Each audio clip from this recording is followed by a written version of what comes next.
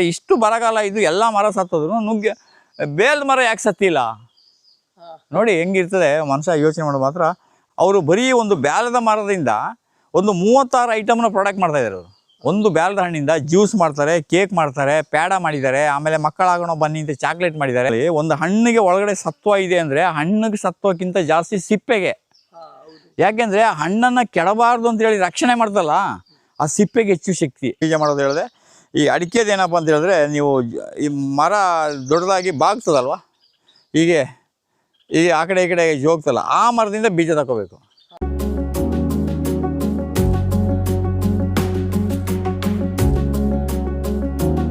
ನಮಸ್ತೆ ಸರ್, ನಿಮ್ಮ ಪರಿಚಯ ಸರ್? ತಮ್ಮಯ್ಯ, ಇದು ಚೌಡಿಕಟ್ಟೆ ಅಂತ ಹೇಳೋ ವಿಲೇಜಲ್ಲಿ ಹುಣಸೂರು ತಾಲೂಕಲ್ಲಿ ಇದ್ದೀವಿ. ಬ್ಯಾಲದ ಹಣ್ಣು ಬಹಳ ಅದ್ಭುತ. ಯಾಕೆಂದರೆ ಅದು ಬರದೇ ನೋಡಿ ಬೇಸಿಗೆ ಕಾಲದಲ್ಲಿ ಬರ್ತದೆ. ಅದು ನಮ್ಮ ಪ್ರಕೃತಿಯಲ್ಲಿ ಕಾವು ಜಾಸ್ತಿ ಇದ್ದಾಗ ಅದನ್ನು ನಾವು ಸೇವಿಸಿದಾಗ ನಮ್ಮ ಬಾಡಿ ಕೂಲ್ ಆಗ್ತದೆ. ಮತ್ತು ನಿಮಗೆ ಗೊತ್ತಿರ್ಬೋದು, ನಮ್ಮ ಸಜನ್ ವಿಶ್ವೇಶ್ವರಯ್ಯ ಅಂತ ಇದ್ದಾರೆ ಒಬ್ಬರು.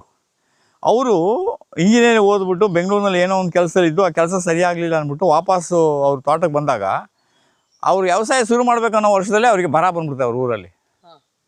ಅವ್ರು ಕಂಗಾಲಾಗ್ಬಿಡ್ತಾರೆ, ಅಲ್ಲಿರೋ ಕೆಲಸನೂ ಹೋಯ್ತು, ಇಲ್ಲಿ ವ್ಯವಸಾಯ ಮಾಡೋಕ್ಕೆ ಬಂದಾನಂದರೆ ಮಳೆ ಇಲ್ಲ. ಜನ ಎಲ್ಲ ಹೇಳ್ತಾರೆ, ನೀನೇನಯ್ಯ ಓದ್ಕೊಂಡು ಕೆಲಸಕ್ಕೂ ಹೋಗಲ್ಲ, ವ್ಯವಸಾಯ ಮಾಡೋಕ್ಕಾಗ್ತೇನೆ, ನೀನು ಬಂದಿದ್ದಕ್ಕೆ ಬರಗಾಲ ಬಂದ್ಬಿಟ್ಟು ಅಂತ ಆಸೆ ಬೇರೆ ಮಾಡೋಕ್ಕೆ ಶುರು ಮಾಡ್ತಾರೆ. ಅವ್ರಿಗೇನು ಮಾಡೋಕ್ಕಾಗಲ್ಲ. ಆ ಟೈಮಲ್ಲಿ ಅವ್ರು ತಲೆಗೆ ಹೊಡೆದಿದ್ದೇನಪ್ಪ ಅಂದರೆ, ಇಷ್ಟು ಬರಗಾಲ ಇದು ಎಲ್ಲ ಮರ ಸತ್ತೋದ್ರು ನುಗ್ಗೆ ಬೇಲ್ದ ಮರ ಯಾಕೆ ಸತ್ತಿಲ್ಲ ನೋಡಿ ಹೆಂಗಿರ್ತದೆ ಮನುಷ್ಯ ಯೋಚನೆ ಮಾಡೋದು ಮಾತ್ರ. ಅದ್ಭುತವಾದ ವ್ಯಕ್ತಿ ಸಜನ್ ವಿಶ್ವೇಶ್ವರಯ್ಯ ಇದ್ದಾರಲ್ಲ, ಭಾಳ ಅದ್ಭುತವಾದ ವ್ಯಕ್ತಿ. ಅವ್ರ ಜೊತೆಲಿ ನೀವು ಸೇರಿಬಿಟ್ರೆ ಜೀವನ ಅನ್ನೋದು ಏನು ಅಂತ ಭಾಳ ಚೆನ್ನಾಗಿ ಅರಿವಾಗ್ಬಿಡ್ತದೆ. ಅವರು ಬರೀ ಒಂದು ಬ್ಯಾಲದ ಮರದಿಂದ ಒಂದು 36 ಐಟಮ್ನ ಪ್ರಾಡಕ್ಟ್ ಮಾಡ್ತಾಯಿದ್ದಾರೆ. ಅವರು ಒಂದು ಬ್ಯಾಲದ ಹಣ್ಣಿಂದ ಜ್ಯೂಸ್ ಮಾಡ್ತಾರೆ, ಕೇಕ್ ಮಾಡ್ತಾರೆ, ಪ್ಯಾಡ ಮಾಡಿದ್ದಾರೆ, ಆಮೇಲೆ ಮಕ್ಕಳಾಗೋಣ ಬನ್ನಿ ಅಂತ ಚಾಕ್ಲೇಟ್ ಮಾಡಿದ್ದಾರೆ, ಜ್ಯೂಸ್ ಮಾಡಿದ್ದಾರೆ, ಟೀ ಮಾಡಿದ್ದಾರೆ, ಅದನ್ನು ಒಂದು ಉಪ್ಪಿಟ್ಟು ಥರ ಮಾಡಿದ್ದಾರೆ. ಅದೆಲ್ಲ ತಿಂತಾಯಿದ್ರೆ ಅದು ಬ್ಯಾಲದ ಹಣ್ಣದ ಅಂತ ನಮ್ಗೆ ಗೊತ್ತಾಗೋದಿಲ್ಲ. ಅಂದರೆ ಬ್ಯಾಲದ ಹಣ್ಣಲ್ಲಿ ನಾವು ಅಷ್ಟು ಐಟಮ್ನ ಮಾಡ್ಬೋದು. ಅದರಲ್ಲಿ ಔಷಧೀಯ ಗುಣಗಳಿದೆ, ಮತ್ತು ಆರೋಗ್ಯಕ್ಕೆ ಬೇಕಾದಂಥ ನಿಮಗೆ ಕೆಲವು ಲವಣಾಂಶಗಳಿದೆಯಲ್ಲ, ಅದೆಲ್ಲ ಬ್ಯಾಲದ ಹಣ್ಣಲ್ಲಿ ಸಿಕ್ಕುತ್ತೆ. ಮತ್ತು ಬ್ಯಾಲದ ಹಣ್ಣು ಆಗೋದೇ ಬೇಸಿಗೆ ಕಾಲದಲ್ಲಿ. ನೋಡಿ, ಆ ಮರ ಬೇಸಿಗೆ ಕಾಲದಲ್ಲಿ ನೀರಿಲ್ಲದ್ರೂ ಬದುಕಿರ್ತದೆ ಅಂದರೆ ಆ ಗಿಡಕ್ಕೆ ಎಷ್ಟು ಶಕ್ತಿ ಇದೆ, ಇದನ್ನು ನಾವು ಅರ್ಥ ಮಾಡ್ಕೊಳ್ಬೇಕು. ನೀವು ಚೆನ್ನಾಗಿ ಅರ್ಥ ಮಾಡ್ಕೊಳ್ಳಿ. ಒಂದು ಹಣ್ಣಿಗೆ ಒಳಗಡೆ ಸತ್ವ ಇದೆ ಅಂದರೆ ಹಣ್ಣಿಗೆ ಸತ್ವಕ್ಕಿಂತ ಜಾಸ್ತಿ ಸಿಪ್ಪೆಗೆ. ಯಾಕೆಂದರೆ ಹಣ್ಣನ್ನು ಕೆಡಬಾರ್ದು ಅಂತೇಳಿ ರಕ್ಷಣೆ ಮಾಡ್ತಲ್ಲ, ಆ ಸಿಪ್ಪೆಗೆ ಹೆಚ್ಚು ಶಕ್ತಿ. ಅದಕ್ಕೆ ನಾನು ಹೇಳೋದು ನಿಮಗೆಲ್ಲರಿಗೂ, ನೀವು ಕಿತ್ತಳೆ ಹಣ್ಣು ತಿಂದರೆ ಅದ್ರ ಮೇಲ್ಗಡೆ ಸಿಪ್ಪೆನ ಒಂದು ಸ್ವಲ್ಪ ತಿನ್ನಿ. ಪಪ್ಪಾಯಿ ಹಣ್ಣನ್ನು ಯಾರಾದರೂ ತಿನ್ನೋ ಅಭ್ಯಾಸ ಇದ್ದರೆ ಪಪ್ಪಾಯಿ ಹಣ್ಣು ತಿನ್ನಿ, ಅದ್ರದ್ದು 2 ಬೀಜನೂ ತಿನ್ನಿ. ಹಾಗೆ ಸೌತೆಕಾಯಿನ ಯಾರೂ ಅದ್ರ ಮೇಲೆ ಸಿಪ್ಪೆನ ಒರಿಬೇಡಿ. ಯಾಕೆಂದರೆ ಇವತ್ತೆಲ್ಲ ಕೆಮಿಕಲ್ ಹಾಕಿದ್ರೆ ನಿಮ್ಗೆ ಭಯ ಇರ್ತದೆ. ನೀರೊಳಗಡೆ ನಾನು ಹೇಳಿದಾಗೆ ಹುಣಸೆ ಹಣ್ಣು ಕಲಿಸ್ಬಿಟ್ಟು ಒಂದು 10 ನಿಮಿಷ ಇಟ್ಬಿಟ್ಟು ಸಿಪ್ಪೆ ಸಮೇತ ತಿನ್ನಿ. ಅದ್ರ ಹೆಚ್ಚು ಫೈಬರ್ ಇರ್ತದೆ. ಆ ಫೈಬರ್ ಏನಾಗ್ತದೆ, ನಿಮ್ಮ ಮೋಷನನ್ನು ಅದು ಫ್ರೀ ಮಾಡ್ತದೆ. ಅದೊಂದು ಚೆನ್ನಾಗಿ ನೀವು ನೆನಪು ಮಾಡಿ ಇಟ್ಕೊಳ್ಬೋದು. ಹಾಗೆ ಇದು ನಮ್ಮ ಅಡಿಕೆ ಎಲ್ಲ ಭಾಳ ನಿಧಾನದಲ್ಲಿ ತುಂಬ ಫೇಮಸ್ ಆಗಿದೆ. ಆದರೆ ಇದೆಲ್ಲ ಏನಪ್ಪ ಅಂದರೆ ನಮ್ಮ ಲೋಕಲ್ಲು ತಳಿಗಳು. ನಾವೆಲ್ಲ ಇದನ್ನು ರಾಮನಾಥ್ಪುರದಲ್ಲಿ ನಮ್ಮ ಡಾಕ್ಟರ್ ದೊಡ್ಡೇಗೌಡರು ಇದ್ದಾರೆ, ಅವ್ರ ಕಡೆಯಿಂದ ನಾವು ಈ ಬೀಜಗಳನ್ನು ಕೆಲವೊಮ್ಮೆ ತರ್ತೀವಿ. ಇನ್ನು ಕೆಲವು ಟೈಮಲ್ಲೆಲ್ಲ ಮರ್ತೋಗ್ತದೆ, ಇಲ್ಲೆಲ್ಲೋ ಪಕ್ಕದಲ್ಲಿರೋನು ಹಿಡಿದೀವಿ. ಆಮೇಲೆ ಅವ್ರು ಕೊಟ್ಟಿರೋದ್ರಲ್ಲಿ ಕೆಲವು ಸೆಲೆಕ್ಷನ್ ಆಗೋಲ್ಲ. ಅದ್ರ ಬದಲು ನಾವು ಏನು ಮಾಡೋದು ಅಂತ ಹೇಳಿದ್ರೆ, ಯಾವುದಾದ್ರು ಒಂದು ಒಳ್ಳೆಯ ತೋಟದಲ್ಲಿ ಇದು ನಾನು ತೆಂಗಿನ ಗಿಡ ಬೀಜ ಮಾಡೋದು ಹೇಳಿದೆ. ಈ ಅಡಿಕೆದೇನಪ್ಪ ಅಂತ ಹೇಳಿದ್ರೆ, ನೀವು ಈ ಮರ ದೊಡ್ಡದಾಗಿ ಬಾಗ್ತದಲ್ವ, ಹೀಗೆ ಈಗ ಆ ಕಡೆ ಈ ಕಡೆ ಹೋಗ್ತಲ್ಲ, ಆ ಮರದಿಂದ ಬೀಜ ತಗೋಬೇಕು. ಅದನ್ನ ಹೆಂಗೆ ತಗೋಬೇಕು ಅಂತ ಹೇಳಿದ್ರೆ, ಗೊನೆಗೆ ಹಗ್ಗ ಕಟ್ಬಿಟ್ಟು ಕಷ್ಟ ಆದರೂ ಬರೋ ಸ್ವಲ್ಪ ನಿಧಾನದಲ್ಲಿ ಇಳಿಸ್ಬೇಕು. ಯಾಕೆಂದರೆ ಅದು ನೆಲಕ್ಕೆ ಬಿದ್ದಾಗ ಅದು ಭ್ರೂಣಕ್ಕೆ ಡ್ಯಾಮೇಜ್ ಆಗ್ತದೆ. ಅದ್ರ ಬದಲು ನಾವೇನು ಮಾಡಬೇಕಂದ್ರೆ, ಆ ಸಮಯದಲ್ಲಿ ಸೂಕ್ತವಾಗಿ ಗಿಡದಿಂದ ಆಯ್ಕೆ ಮಾಡ್ಕೊಂಡು ಒಳ್ಳೆಯದು. ಕೆಲವೊಮ್ಮೆ ಏನು ಮಾಡ್ತೀವಿ ಅಂದರೆ, ಒಳ್ಳೊಳ್ಳೆ ಬೀಜಗಳು ಸಿಕ್ಕಲ್ಲ. ಯಾಕೆಂದರೆ ನಮಗೆ ಹಳೆ ತೋಟಗಳಿಲ್ಲ. ಅದರಿಂದ ಕೆಲವು ಟೈಮಲ್ಲಿ ಆ ಬೀಜಗಳು ನಾವು ಕಲೆಕ್ಟ್ ಮಾಡೋದ್ರಲ್ಲಿ ಸ್ವಲ್ಪ ವ್ಯತ್ಯಾಸ ಆಗ್ತದೆ. ಆಮೇಲೆ ಅದೇ ರೀತಿ ಇದು ಮರ ಕಾಫಿ ಅಂದ್ಬಿಟ್ಟು, ಇದು ಮರ ಕಾಫಿ ಅಂದರೆ ಬೇಲಿ ಗೀಲಿ ಹಾಕ್ಬಿಟ್ರೆ ಇದಕ್ಕೆ ಯಾವ ಗೊಬ್ಬರನೂ ಬೇಡ, ಯಾವ ನೀರು ಕೊಡೋದು ಬೇಡ, ಅದ್ರ ಪಾಡಿಗೆ ಅದು ಬರ್ತಾ ಇರ್ತದೆ. ಅದ್ರದ್ದು ಏನಪ್ಪ ವಿಶೇಷತೆ ಅಂತ ಹೇಳಿದ್ರೆ, ಬೇರೆ ಕಾಫಿ ಗಿಡಗಳನ್ನೆಲ್ಲ ನಾವು ಒಂದು 2 ಅಡಿ 3 ಅಡಿ ಬಂದಾಗ ಕಟ್ ಮಾಡಬೇಕು, ಕೊಂಬೆನೆಲ್ಲ ಕಟ್ ಮಾಡಬೇಕು. ಇದಾಗಲ್ಲ, ಬೇಲಿಯಲ್ಲಿ ಸುಮ್ಮನೆ ಹಾಕ್ಬಿಟ್ರೆ ಬೇಲಿಯಲ್ಲಿ ಬರ್ತಾ ಇರ್ತದೆ, ಬೀಜ ದಪ್ಪ ಇರ್ತದೆ, ಒಂದು ಸ್ವಲ್ಪ ಉಷ್ಣಾಂಶ ಬಿಸಿ ಜಾಸ್ತಿ ಅಂತೆ, ಚಳಿಗಾಲದಲ್ಲಿ ಬಳಸೋಕ್ಕೆ ಅದು ಚೆನ್ನಾಗಿರ್ತದೆ, ಮತ್ತು ಯಾವುದೇ ರೋಗ ಬರಲ್ಲ ಅದಕ್ಕೆ. ಆಮೇಲೆ ಅದೇ ರೀತಿ ಇದು ಏಲಕ್ಕಿ. ಇದು ಏಲಕ್ಕಿನ ನಾವು ಸಂಬಾರ ಬೆಳೆಯಾಗಿ ಮಾಡ್ಬೋದು. ಈಗ ನಾವು ಗೌರಿಬಿದನೂರಲ್ಲಿ ಡಾಕ್ಟ್ರ್ ತೋಟಕ್ಕೆ ಅಂದ್ಬಿಟ್ಟು ಇದಿಷ್ಟು ಗಿಡ ರೆಡಿ ಮಾಡಿದ್ದೀವಿ. ಇದನ್ನು ತಗೊಂಡೋಗಿ ಅಲ್ಲಿ ನೆಡಬೇಕು. ಇದು ಹನುಮಫಲ. ಇಲ್ಲಿ ಇತ್ತೀಚಿನ ದಿನಗಳಲ್ಲಿ ನೋಡಿರ್ಬೋದು, ಕ್ಯಾನ್ಸರಿಗೆ ಒಂದು ಒಳ್ಳೆಯ ಫುಡ್ಡು ಅಂದ್ಬಿಟ್ಟು ಅದು ಇದಾಗಿದೆ. ಆಮೇಲೆ ಇದು ಚಕ್ಕೆ, ಪಲಾವ್ ಎಲೆ ಅಂತಾರಲ್ಲ, ಇದು ಪಲಾವ್ ಎಲೆ. ಇದು ಲವಂಗ. ಇದು ಲವಂಗ ಯಾಕೋ ಕೆಲವು ಕಡೆ ತೋಟದಲ್ಲಿ ನಾವು ಹಾಕಿದ್ರೆ ಸರಿ ಬಂದಿಲ್ಲ. ಇಲ್ಲೇನೋ ಚೆನ್ನಾಗಿದೆ, ಅಲ್ಲಿ ತೋಟದಲ್ಲಿ ನಟ್ಟಾಗ ಕೆಲವು ಫೇಲ್ ಆಗಿದೆ. ಇದು ರಾಮಫಲ, ಹನುಮ ಫಲ, ಇದೆಲ್ಲ ಇಲ್ಲಿ ಸೀತಾಫಲ ಅಂತ ಅಂದ್ಬಿಟ್ಟು ಇದೆಲ್ಲ ಬೇರೆ ಬೇರೆ ಗಿಡಗಳನ್ನ ನಾವಿಲ್ಲಿ ಮಾಡ್ಕೊಂಡಿದ್ದೀವಿ. ಹಾಗೆ ಇದು ಆಲ್ ಸ್ಪೈಸ್. ಇದು ಆಲ್ ಸ್ಪೈಸು ವಿಶೇಷವಾದ ಗಿಡ. ಸಾಧ್ಯ ಆದರೆ ಒಂದು ಗಿಡ ತಗೊಂಡೋಗಿ. ಅದರಲ್ಲಿ ಆಲ್ ಸ್ಪೈಸ್ ಅಂತ ಹೇಳಿದ್ರೆ ಎಲ್ಲ ರೀತಿಯ ಮಸಾಲೆ ಇದೆ ಅದರಲ್ಲಿ ಏನ್ಬಿಟ್ಟು. ಇದು ಒಂದು ನಾವು ಮೌತ್ ಫ್ರೆಶ್ನರ್ ಆಗಿ ಬಳಸ್ಬೋದು. ಕೆಲವರೆಲ್ಲ ಇದೇನೋ ಬಾಯಿಗೆ ಟಿಕ್ ಟ್ಯಾಕು, ಆಮೇಲೆ ಏನೇನೋ ಸೆಂಟ್ ಫ್ರೆಶ್ ಅಂತೆಲ್ಲ ಹಾಕೊಳ್ತಾರಲ್ಲ, ಅದ್ರ ಬದಲು ಈ ಒಂದು ತೋಟದಲ್ಲಿ ಸುತ್ತಾಡುವಾಗ ಇದು ಎಲೆನ ಹಿಂಗೆ ಕಿತ್ಬಿಟ್ಟು ಹಿಂಗೆ ಬಾಯಲ್ಲಿ ಹಾಕೊಂಡ್ಬಿಟ್ರೆ ಅದು ನಮಗಿರುತ್ತೆ. ಇದನ್ನು ನೀವು ವಿಳ್ಳೆದೆಲೆ ಅಂತ ನೆನೆಸ್ಕೊಂಡ್ರೆ ವಿಳ್ಳೆದೆಲೆ, ಲವಂಗ ಅಂತ ನೆನೆಸ್ಕೊಂಡ್ರೆ ಲವಂಗ, ಪೆಪ್ಪರ್ ಅಂತ ನೆನೆಸ್ಕೊಂಡ್ರೆ ಪೆಪ್ಪರು, ಆಮೇಲೆ ಇನ್ನು ಬೇರೆ ಏನು ಮಸಾಲೆ ನೆನೆಸ್ಕೊಂಡ್ರೆ ಅದೆಲ್ಲ ಇದಾಗ್ತದೆ. ಅದಕ್ಕೆ ಆಲ್ ಸ್ಪೈಸ್, ಎಲ್ಲ ರೀತಿಯ ಮಸಾಲೆ ಪದಾರ್ಥ ಇರುವಂಥ ಇದು ಗಿಡ. ಇದೆಲ್ಲ ತುಂಬ ಕಾಸ್ಟ್ಲಿ ಗಿಡಗಳು. ಏನು ಮಾಡೋದು, ಕೆಲವರೆಲ್ಲ ಬಂದು ಕಷ್ಟ ಅಂತ ಕೇಳಿದಾಗ ಒಂದು ಎರಡು ಕೊಟ್ಬಿಡೋದು.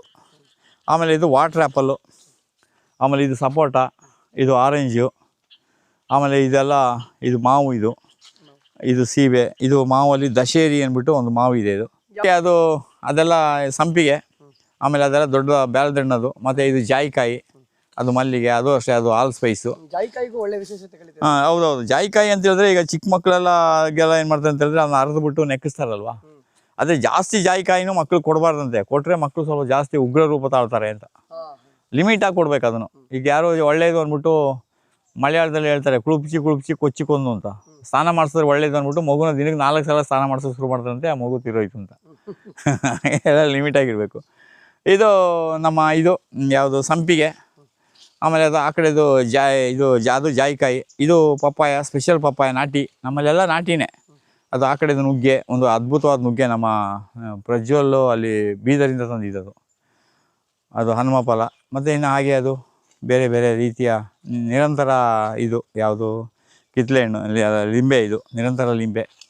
ಆಮೇಲೆ ಅದು ಆ ಕಡೆದು ಡ್ರ್ಯಾಗನ್ ಫ್ರೂಟು. ಆಮೇಲೆ ಇದು ಎಗ್ ಫ್ರೂಟ್. ಇದು ಪಕ್ಕದಲ್ಲಿ ಎಲೆ ಇದೆ ದೊಡ್ಡದು, ಅದು ಎಗ್ ಫ್ರೂಟ್ ಅಂತ ಹೇಳಿದ್ರೆ ನೀವು ಹಣ್ಣಿನ ಒಳಗಡೆ ಓಪನ್ ಮಾಡಿದ್ರೆ ಈ ಕೋಳಿ ಮೊಟ್ಟೆ ವೈಟ್ ಒಳಗಡೆ ಯೆಲ್ಲೋ ಕಲರ್ ಇರ್ತಲ್ಲ, ಭಂಡಾರ, ಆ ಹಣ್ಣು ಅದೇ ಥರ ಇರ್ತದೆ ಮತ್ತು ಅದೇ ಟೇಸ್ಟು. ಹಾಂ, ಭಂಡಾರ ಏನು ಟೇಸ್ಟ್ ಇರ್ತದೋ ಅದಕ್ಕೆ ಎಗ್ ಫ್ರೂಟ್ ಅಂತ ಹೆಸರು. ಹಾಕ್ಕೊಂಡಿದ್ದು ಎಲ್ಲ ನೋಡಿ, ಎಲ್ಲ ವಂಗೆನೇ. ಯಾರ ಕೇಳ್ತಾರೆ ಏನಪ್ಪ ವಂಗೆ ಗಿಡದಲ್ಲಿ ಏನು ಸಿಗ್ತದೆ ಅಂತ, ಪ್ರಕೃತಿಗೆ. ನಮ್ಮ ಮನೆಯವ್ರಿಗೆ ಹೇಳಿದ್ನಲ್ಲ, 30% ಮನೆಯವ್ರಿಗೆ, ಪ್ರಕೃತಿಗೆ 70% ಅಂತ. ನಮ್ಮ ದುಡಿಮೇಲಿ 70% ನಾವು ಪ್ರಕೃತಿ ಕೊಟ್ಬಿಡ್ಬೇಕು. ನೋಡಿ ಇದೆಲ್ಲ ವಂಗೆ ಈಗ ರೆಡಿ, ನಡಕ್ಕೆಲ್ಲ ಇದು ರೆಡಿಯಾಗಿದೆ. ಇನ್ನು ಆಮೇಲೆ ಇದೆಲ್ಲ ಕ್ರೋಟನ್ ಅಂದರೆ ಏನು ನೋಡಿ, ಈ ಥರ ಬಿಸಿಲಿಗೆ ಈ ಥರ ಕಲರ್ ಇದೆ. ಬಿಸಿಲು ಹೆಚ್ಚಾದಂಗೆ ಇದ್ರ ಕಲರ್ ಚೇಂಜ್ ಆಗ್ತಾ ಇರ್ತದೆ. ಇದು ಕ್ರೋಟನ್ ಅಂದರೆ ಏನಂದರೆ ಶೋ ಗಿಡ ಅಂತ ಕೆಲವರು ಮನೆಯಲ್ಲಿ ವಾಸ್ಗೆ ಎಲ್ಲ ನಡಕ್ಕೆ ಅಂತೇಳಿ ಇಡ್ತಾರೆ. ಆಮೇಲೆ ರಸ್ತೆ ಪಕ್ಕದಲ್ಲೆಲ್ಲ ನಟ್ಟರೆ ಗಿಡಗಳು ಚೆನ್ನಾಗಿರ್ತವೆ. ಆಮೇಲೆ ಇದು ನಟ್ಟು ಒಂದು 3 ತಿಂಗಳು ನೀರು ನೋಡ್ಕೊಂಡು ಸಾಕು. ಆಮೇಲೆ ನೀರು ಕೊಡದೇ ಇದ್ರೂ ಗಿಡ ಸಾಯೋದಿಲ್ಲ, ಇದು ಚೆನ್ನಾಗಿ ಬದುಕಿರ್ತವೆ. ಅದರಲ್ಲೇ ಬೇರೆ ಬೇರೆ ಥರ ಇದೆ ಕ್ರೋಟನು, ಇದೆಲ್ಲ ನಾವು ಸಂತತಿ ಜಾಸ್ತಿ ಆಗಬೇಕು ಅನ್ನೋದು ಉದ್ದೇಶ. ಇದು ಸಂತತಿ ಜಾಸ್ತಿಯಾಗಿ ಎಲ್ಲ ಕಡೆಯೂ ಸ್ಪ್ರೆಡ್ ಆಗಬೇಕು. ಆ ಉದ್ದೇಶದಿಂದ ನಾವು ಇದೆಲ್ಲ ಗ್ಲೀಸಿಡಿಯಾ, ಇದು ಛಾಯಾಮಾನಸ ಅಂತ ಹೇಳಿದ್ನಲ್ಲ. ನೋಡಿ, ಒಂದು ಕಡ್ಡಿ ನಟ್ಟರೆ, ಒಂದು ಇಷ್ಟು ದಪ್ಪದ ಕಡ್ಡಿ ನಟ್ಟರೆ ಛಾಯಾಮಾನಸ ಕಡ್ಡಿ ಇಷ್ಟು ದಪ್ಪ ಆಗುತ್ತೆ. ಇದು 1 ವರ್ಷಕ್ಕೆ. ಇದು ಛಾಯಾಮಾನಸ ಏನಂತ ಹೇಳಿದ್ರೆ, ಇದನ್ನು ಕೇರಳದಲ್ಲಿ ಏನು ಹೇಳ್ತಾರೆ ಅಂದರೆ, ನೀವು ಮನೆ ಹತ್ರ ಒಂದು ನಟ್ಕೊಳ್ಳಿ ಅಂತಾರೆ. ನೋಡಿ, ಇದು ಕಡ್ಡಿ ಭಾಳ ಸ್ಮೂತ್. ಇದರದ್ದು ಎಲೆ ಇದೆಯಲ್ಲ, ಇದ್ರದ್ದು ಎಲೆನ ನಾವು ಪಲ್ಯ ಮಾಡುವಾಗ ಈ ಸೊಪ್ಪನ್ನ ಬಳಸ್ಕೋಬೋದು. ಈ ಥರ ನೋಡಿ, ಈ ಥರ ಸೊಪ್ಪು ನೋಡ್ಕೋಬೋದು. ಮತ್ತು ಇದು ಕಿತ್ತಾಗ ಒಂದು ಸ್ವಲ್ಪ ಹಾಲು ಥರ ಬರ್ತದೆ. ಈ ಎಲೆ ನೋಡುವಾಗ ನೀವು ಪಪ್ಪಾಯ ಎಲೆ ಥರನೇ ಕಾಣ್ತದೆ, ಅದೇ ಪಪ್ಪಾಯ ಅಲ್ಲ. ಇದು ಛಾಯಾಮಾನಸ ಅಂತ. ಕೇರಳದಲ್ಲಿ ಪ್ರತಿ ಮನೇಲಿ ಏನು ಹೇಳ್ತಾರೆ ಅಂದರೆ, ನಿಮ್ಮ ಮನೆ ಒಳಗಡೆ 2 ನಟ್ಕೊಳ್ಳಿ, ಗೇಟ್ ಪಕ್ಕದಲ್ಲಿ 1 ಅಡಿ. ಯಾಕೆಂದರೆ ಯಾರೋ ಬಂದವ್ರು ಕಿತ್ಕೊಂಡು ಹೋಗಲಿ, ನಿಮ್ಮನ್ನ ಕೇಳೋಕ್ಕೆ ಲೇಟ್ ಆಗ್ತದೆ ಅಂದರೆ ಅವರೇ ಗೇಟ್ ಹತ್ರ ಕಿತ್ಕೊಂಡು. ಇದು ಒಂದ್ಸಲ ನಟ್ರೆ ಸಾಕು, ಇದಕ್ಕೆ ಯಾವ ನೀರು ಏನು ಬೇಡ, ಬಿಸಿಲು ಬೇಕು ಮಾತ್ರ. ಬಿಸಿಲು ಕೊಟ್ಟರೆ ಅದ್ಭುತ. ಆರೋಗ್ಯ ಗುಣಗಳು ಅಂತ ಹೇಳಿದ್ರೆ, ನಿಮ್ಮ ಸೊಪ್ಪುಗಳಲ್ಲಿ ಏನೇನಿದೆ ವಿಟಮಿನ್ನು ಅದೆಲ್ಲ ಈ ಸೊಪ್ಪಲ್ಲಿ ಹೆಚ್ಚಿದೆ. ನಾನು ಆಗಲೇ 3ನೇ ಸ್ಥಾನದಲ್ಲಿ ಕೊಡೋಲ್ಲ, ಇದು 4ನೇ ಸ್ಥಾನಕ್ಕೆ ಬರ್ತದೆ. ಇದು ನಂಬರ್ 1ನೇ ಸ್ಥಾನ ನುಗ್ಗೆ, 2ನೇದು ಪಾಲಕ್ಕು, 3ನೇದು ನಿಮ್ಮ ಕರಿಬೇವು, 4ನೇದು ಈ ಛಾಯಾಮಾನಸ, ಆಮೇಲೆ 5ನೇದು ನಿಮ್ಮ ಚಕ್ರಮುನಿ ಅಂತ ಸೊಪ್ಪು ಬರ್ತದೆ. ಹೀಗೆ ಒಂದೊಂದಕ್ಕೊಂದೊಂದು ಸ್ಥಾನ ಇದೆ. ಆಮೇಲೆ ಇದು ನಡಬೇಕಾದ್ರೆ ಏನು ಕಷ್ಟ ಏನಿಲ್ಲ, ಈ ಕಡ್ಡಿನ ತಗೊಂಡೋಗಿ ಹಿಂಗೆ ನಟ್ಬಿಡೋದು ಅಷ್ಟೇ, ಚುಚ್ಚಿಬಿಡೋದು. ಆಮೇಲೆ ಇನ್ನೊಂದು ವಿಶೇಷತೆ ಏನಪ್ಪ ಅಂದರೆ, ಇದು ಯಾರಾದರೂ ದನ ಕುರಿ ಆಡು ಸಾಕಿದವ್ರಿಗೆ ಅದ್ಭುತವಾದ ಮೇವು. ಒಂದು 500 ಕಡ್ಡಿ ನಟ್ಕೊಂಡ್ಬಿಟ್ರೆ ನೋಡಿ, ಈಗ ಒಂದು ಕಡ್ಡಿ ನಟ್ರೆ ನೋಡಿ ಇಷ್ಟ ಆಗುತ್ತೆ ನೋಡಿ, ಗೊತ್ತಾಗುತ್ತಲ್ಲ. ಅಷ್ಟಾಗುತ್ತೆ. ನೀವು ಒಂದು 500 ಕುರಿಗೆ ಒಂದು 500 ಬುಡ ಆ ಥರ ನಟ್ಕೊಂಡ್ರೆ ಒಂದು 100 ಕುರಿಗೆ ಆಗೋಷ್ಟು ಮೇವು ನಿಮಗೆ ತೋಟದಲ್ಲೇ ಸಿಗ್ತದೆ. ಅದು ಒಂದು ಕಡ್ಡಿಲಿ ಬಂದಿರೋದು. ತುಂಬ ಚೆನ್ನಾಗಿ ಒಳ್ಳೆ ತುಂಬ ಜಾಗನೂ ಉಳೀತು. ಮತ್ತು ಎರಡನೇದು ಮೇಂಟೆನೆನ್ಸ್ ಇಲ್ಲ, ಮತ್ತು ಯಾವುದೋ ರೋಗ ಬರಲ್ವಲ್ಲ. ಮೇಯ್ನು ರೋಗ ತಾನೇ, ಜನರಿಗೆ ರೋಗ ಮಾಡ್ತೀವಿ ಅಂದರೆ ಯಾರಿಗಾದ್ರೂ ಬೇರೆ ಊರವರು ಕಳಿಸ್ಬೇಕಂದ್ರೆ ಈ ರೀತಿ ಕವರ್ಗೆ ಇಂಥ ಕಟ್ಟಿ ಮಾಡಿಬಿಟ್ಟು ನೋಡಿ ಹಿಂಗೇನು ಮಾಡ್ತೀವಿ, ಹಿಂಗೆ ಒಂದು ಚುಚ್ಚಿ ಇಟ್ಬಿಡ್ತೀವಿ, ಹಿಂಗೆ ಚಿಗುರ್ತದೆ, ಅವ್ರು ಅದನ್ನು ತಗೊಂಡು ಹೋಗ್ತಾರೆ. ತುಂಬ ಅದ್ಭುತವಾಗಿ ಕುರಿ ಮೇಕೆ ಸಾಕಣೆ ಮಾಡೋರಿಗೆ ಇದು ಅದ್ಭುತವಾಗಿ ಬರ್ತದೆ. ಇದು ಯಾರೋ ಒಬ್ಬರು ಹೇಳಿದ್ದಾರೆ, ಇದನ್ನ ಅವರು ಒಂದು 500 ಗಿಡ ನಟ್ಬಿಟ್ಟು 100 ಕುರಿಗೆ ಬೇಕಾಗೋಷ್ಟು ಮೇವು ಅವ್ರ ತೋಟದಲ್ಲಿ ಬರ್ತದೆ. ಮತ್ತು ಇದರಲ್ಲಿ ತುಂಬ ಹಾಲಿನ ಅಂಶ ಇರೋದ್ರಿಂದ ಹಸುಗಳಿಗೂ ಇದು ಕೊಟ್ಟರೆ ಒಳ್ಳೆಯ ಹಾಲನ್ನು ಉತ್ಪತ್ತಿ ಆಗ್ತದೆ. ತುಂಬ ಒಳ್ಳೆಯದು. ಪ್ರಕೃತಿಯಲ್ಲಿ ಇಂಥವೆಲ್ಲ ತುಂಬ ವಿಶೇಷವಾದದ್ದೆಲ್ಲ ಇದೆ. ನಾವು ಇದನ್ನ ಮುಂದೆ ಪೀಳಿಗೆಗೆ ಇದನ್ನ ಉಳಿಸಿ ಹೋಗಬೇಕು. ಇದು ಮೇಯ್ನ್ ಉದ್ದೇಶ ಏನು ಗೊತ್ತಾ, ನೀವು ಯೂಟ್ಯೂಬ್ ಮಾಡಿದ್ರಿ ನಾನು ಅದನ್ನು ಮಾಡ್ತೆ ಅಂತಲ್ಲ, ಮುಂದಿನ ಪೀಳಿಗೆಗೆ ನಿನ್ನ ಕಾಣಿಕೆ ಏನಯ್ಯ. ಈಗ ನಾವು ಹಾಡು ಹೇಳ್ತೀವಿ, ಮರೆಯೋದುಂಟೆ ಮೈಸೂರು ದೊರೆಯ ನಾಲ್ವಡಿ ಕೃಷ್ಣರಾಜ ಒಡೆಯರ್ ಅಂತ ನಾವು ಹೇಳ್ತೀವಿ. ಅವ್ರು ತುಂಬ ಕೆಲಸ ಮಾಡಿದ್ದಾರೆ. ಆ ರೀತಿ ನಿನ್ನೂ ಜನ ಗುರುತಿಸ್ಬೇಕಲ್ವಾ. ಅದಕ್ಕೆ ನೀನೇನಾದ್ರು ಮಾಡಿಬಿಟ್ಟು ಅವ್ರು ಸಮ ಮಾಡೋಕ್ಕಾಗದೇ ಇದ್ರು, ಆದರೆ ಗುರಿ ಏನಿರ್ಬೇಕಂದ್ರೆ ಅವ್ರಿಗಿಂತ ಜಾಸ್ತಿ ಮಾಡ್ತೀನಿ ಅಂತ ಗುರಿ ಇಟ್ಕೋ. ಎಟ್ಲೀಸ್ಟು ಅವ್ರನ್ನ 100 ಸಲ ನೆನೆಸ್ಕೊಳ್ಳೋದು ನಿನ್ನ 10 ಸಲ ಆದರೂ ನೆನೆಸ್ಕೊಳ್ಳಿ. ಹಾಗೆ ಏನಾದ್ರು ಒಂದು ಗುರುತು ಮಾಡಿಬಿಟ್ಟು ಹೋಗಬೇಕು. ಈಗ ಅಶೋಕ ರೋಡ್ ಸೈಡಲ್ಲಿ ಸಾಲು ಮರಗಳನ್ನು ನಟ್ಟು ಹೋದರು. ಈಗ ಅದನ್ನ ನರಳನ್ನು ಅನುಭವಿಸ್ತಾರೆ ಯಾರು ನಾವು. ಇದು ನೋಡಿ, ಇದು ಲಾವಂಚ. ಈಗ ನಾನು ಹೇಳಿದ್ನಲ್ಲ, ಅದೊಂದು ಅಷ್ಟು ದಪ್ಪದ ಕಡ್ಡಿ ನಟ್ಬಿಟ್ರೆ ನೋಡಿ ಇಷ್ಟಿಷ್ಟು ದಪ್ಪ ಆಗ್ತದೆ ಲಾವಂಚ. ನೋಡಿ ಇಷ್ಟು ದಪ್ಪ ಆಗುತ್ತೆ, ಇಷ್ಟಾಗುತ್ತೆ. ಒಂದು ಕಡ್ಡಿ ನಟ್ಟರೆ ಒಂದು 10-11 ತಿಂಗಳಿಗೆ ಇಷ್ಟಾಗುತ್ತೆ. ನಾವು ಅಲ್ಲಿ ಒಂದು ಮೆಡಿಸಿನ್ ಪ್ಲಾಂಟ್ ಅಂತ ಒಂದು ಮಾಡಿದ್ದೀವಿ. ಅದ್ರಲ್ಲಿ 1 ಎಕರೆಲಿ ಇದನ್ನೇ ಹಾಕ್ಬಿಟ್ಟಿದ್ದೀವಿ. ಮಣ್ಣು ಕುಸಿಯಲ್ಲ, ನೀರನ್ನು ಹಿಡಿದಿಡ್ತದೆ.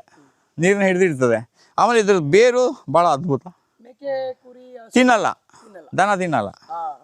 ಅದೊಂದು ಅದರದ್ದೊಂದು ವಿಶೇಷ ಅದ್ಭುತ. ಮತ್ತು ನಿಮ್ಮ ತೋಟದಲ್ಲಿ ನೀವು ಬಾರ್ಡ್ರಲ್ಲಿ ಹಾಕ್ಕೊಂಡ್ರೆ ಏನೋ ಅಕಸ್ಮಾತ್ ಪಕ್ಕದಲ್ಲಿ ಫಾರೆಸ್ಟೋ ಅಥವಾ ಯಾವುದೋ ಒಂದು ಇದಕ್ಕೆ ಬೆಂಕಿ ಬಿದ್ದರೂ ನಿಮ್ಮ ಜಮೀನಿಗೆ ಬೆಂಕಿ ಬೀಳಲ್ಲ, ಅವಾಯ್ಡ್ ಆಗ್ತದೆ. ಬೆಂಕಿನ ತಡೀತದೆ. ಅದು ನಮಗೆ ಗೌರಿಬಿದನೂರು ತೋಟದಲ್ಲಿ ಸ್ವಂತ ಅನುಭವನೇ ಆಯಿತು.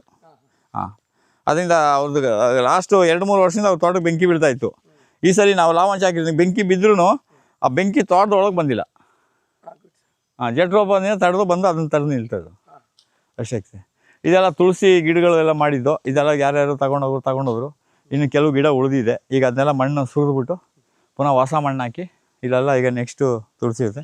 ಇದೆಲ್ಲ ನಮ್ಮ ತೆಂಗಂದು ಇದೆಲ್ಲ ಗಿಡಗಳು. ಇವೆಲ್ಲ ಈಗ ರೆಡಿ ಆಗಬೇಕು. ರೆಡಿ ಆದಾಗ ನಾವು ನಮ್ಮವ್ರಿಗೆ ಯಾರ್ಯಾರಿಗೆ ಮಾತು ಕೊಟ್ಟಿದ್ದೀವಿ ಅವ್ರಿಗೆಲ್ಲ ಇದು ಕೊಡ್ಬೋದು. ಇದು ಅಡಿಕೆ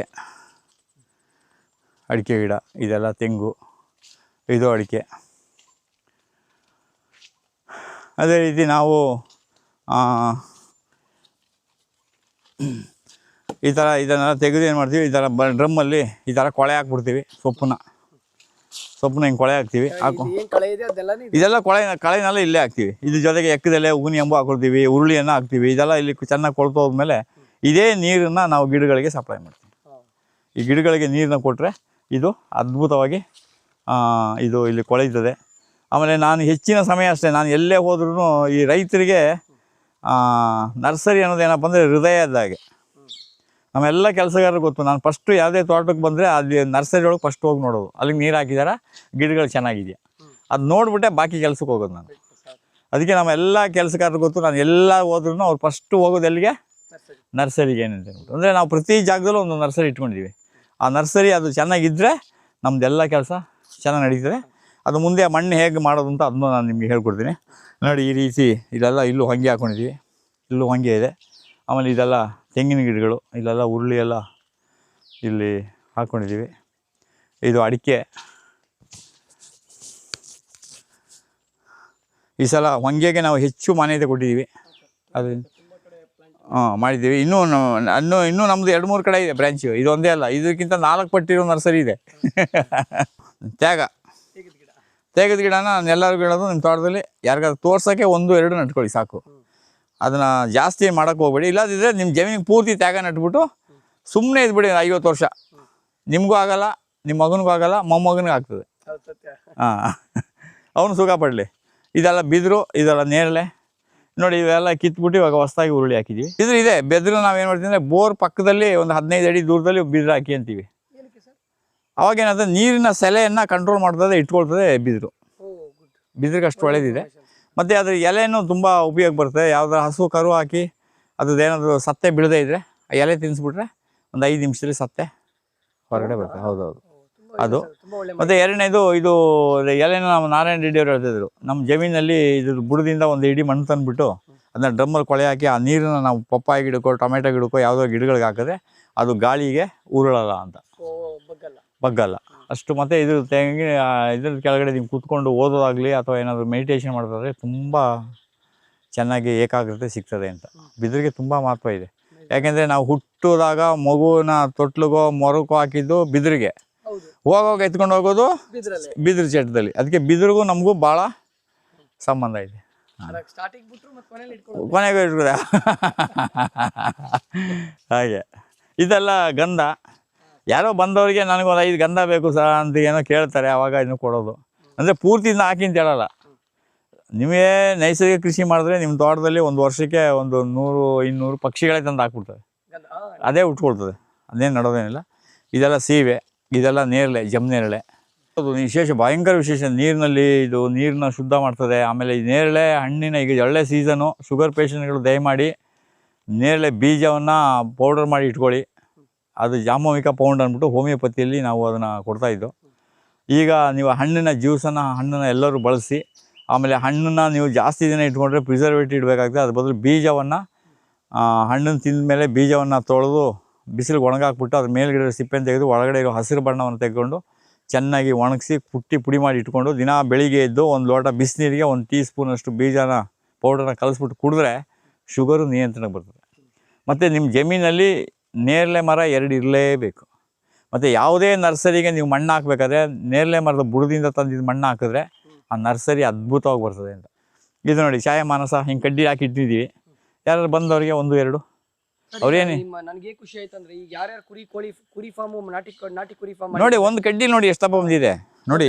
ಉಪಯೋಗ ಆಯ್ತು. ಇದು ನಿಮಗೆ ಹೆಂಗೆ ಆಶ್ಚರ್ಯ ಆಗ್ತಂದ್ರೆ, ಈ ಇಷ್ಟು ದಪ್ಪದ ಕಡ್ಡಿ, ಈಗ ಒಂದು ಕಡ್ಡಿ ನಟಿದೀವಲ್ಲ, ಇದು 10 ತಿಂಗಳಲ್ಲಿ ಬಂದಿರೋದು. ಬಟ್ ಯಾರು ಅದನ್ನು ನಂಬಲ್ಲ, ಯಾರು ನಂಬಿಸೋ ಅವಶ್ಯಕತೆ ಇಲ್ಲ ನಮಗೆ. ಅದಕ್ಕೆ ನಾನು ಏನು ಹೇಳ್ತೀನಿ, ನೀವು ಕಡ್ಡಿ ತಗೊಂಡು ನಟ್ಬಿಟ್ಟು ಹೇಳಪ್ಪ ಅಂತೀವಿ. ಜೀವನ ಪರ್ಯಂತ ಕುರಿ ಮೇಕೆ ಸಾಕು. ಕಡ್ಡಿ ಎಲೆ ನೋಡಿ, ಒಂದು 10 ಕಡ್ಡಿ, ಒಂದೊಂದು ಮರದಲ್ಲಿ 10 ಕಡ್ಡಿ ಕಿತ್ಕೊಂಡು ಹೋಗಿ ನೀವು 500 ಕಿತ್ಕೊಳ್ಳೋ ಗಂಟ ಪುನಃ 1 ವಾರ ಆಗ್ತದೆ. ಪುನಃ ಈ ಕಡೆಯಿಂದ ಶುರು ಮಾಡಿ. ಹಾಂ, ನಮ್ಮ ಜನ ರೇಷ್ಮೆ ಇದು ಹಾಕ್ದಂಗೆ ಹಾಗೆ. ಇದು ದಾಳಿಂಬೆನಷ್ಟೇ 1-2 ಹಾಕಿ ಅಂತ ಹೇಳ್ತೀವಿ ನಾವು. ಆಮೇಲೆ ಇದು ಕಾಡು ಬಾದಾಮಿ, ಇದು ಮಹಾಗನಿ, ಆಮೇಲೆ ಇದು ಇಪ್ಪಲಿ ಇದೆಲ್ಲ ಇದೆಯಲ್ಲ, ಅದು ಈ ಗಿಡಗಳು. ಆಮೇಲೆ ಇದೆಲ್ಲ ಗಿಡಗಳು, ಇದೆಲ್ಲ ಈಗ ನಾವು ಅರಣ್ಯಕ್ಕೆ ಸಂಬಂಧಪಟ್ಟ ಗಿಡಗಳು, ಸಂಬಂಧ ಗಿಡಗಳು. ಅದನ್ನೆಲ್ಲ ನಾವೀಗ ಕೆರೆ ಏರಿ ಮೇಲೆ ಹಾಕ್ಬೇಕು ಅಂತ ಇದ್ದೀವಲ್ಲ. ಕಡಿಮೆ ಅಂತ ಹೇಳಿದ್ರೆ ಈ ಸರಿ ನಾವು 1 ಲಕ್ಷ ಗಿಡನ ಈ ವರ್ಷ ನಾವು ಏರಿ ಮೇಲೆ ನಮ್ಮ ಖರ್ಚಿಂದ ಹಾಕೋದು. ನಾವು ಎಲ್ಲೂ ಫೋಟೋ ಹಾಕ್ಕೊಂಡು ಸೆಲ್ಫಿ ತಗೊಂಡು ಬೋರ್ಡ್ ಹಾಕ್ಕೊಂಡು ಮಾಡೋದಿಲ್ಲ.